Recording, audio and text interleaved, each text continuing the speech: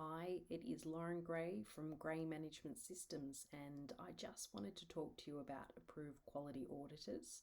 If you are attempting to register as an NDIS provider or transitioning across to the NDIS, and you need to contact or find an Approved Quality Auditor in order to conduct your NDIS assessment for registration, then you need to know where to find the list of them all.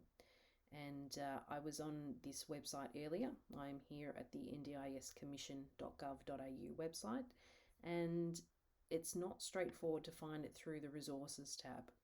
So what you will need to do is, at the minute, and I'm recording this on the 4th of September, is to go up to the top here where there's this search bar, type in either AQA or Approved Quality Auditor.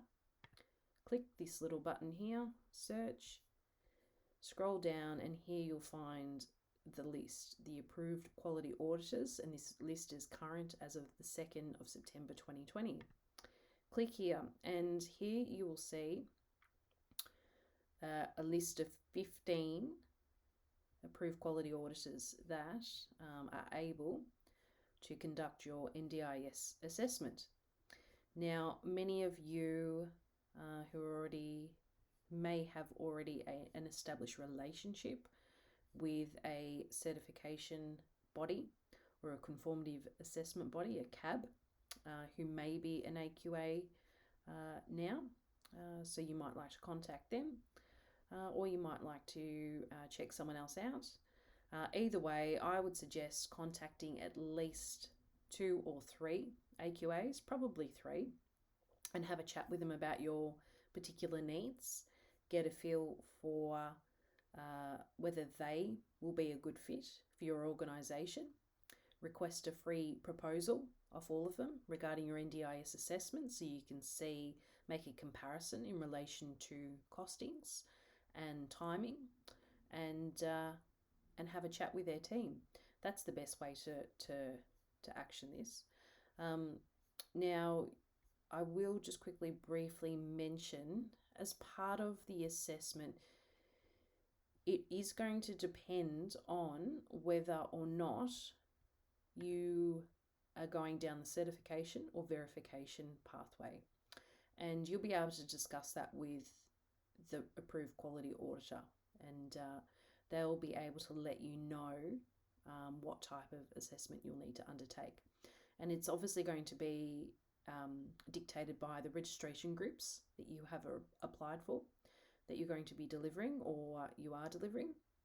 And here I've got this document up, which is the National Disability Insurance Scheme Provider Registration and Practice Standard Rules.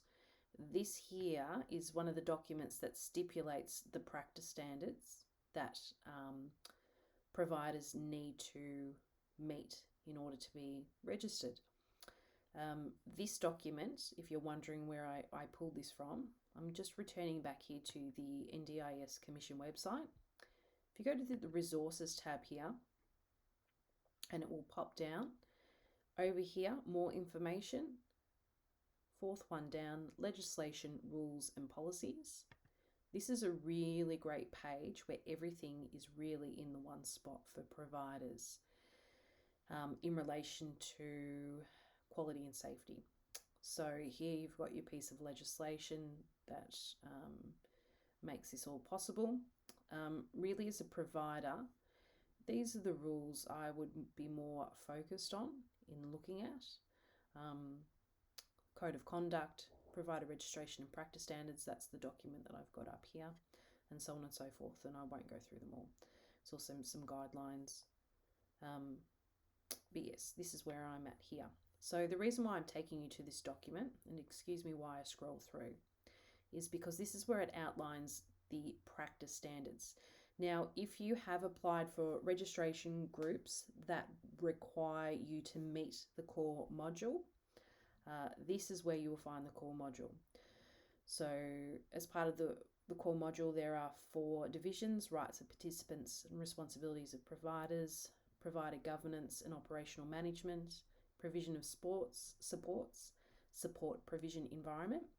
And then also, depending on the registration group, you may have to meet these supplementary modules, which start here at 1, high intensity daily personal activities, and they go right through to 5, specialist disability accommodation.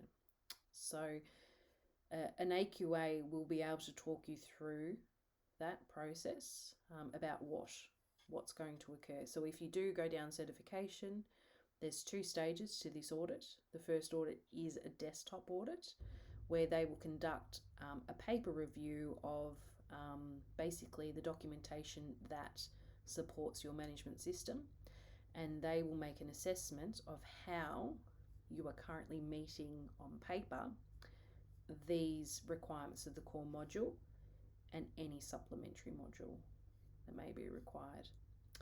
If you only require verification, and I shouldn't say only because it still is a fairly lengthy process, Module 6 verification is the part that you want to read.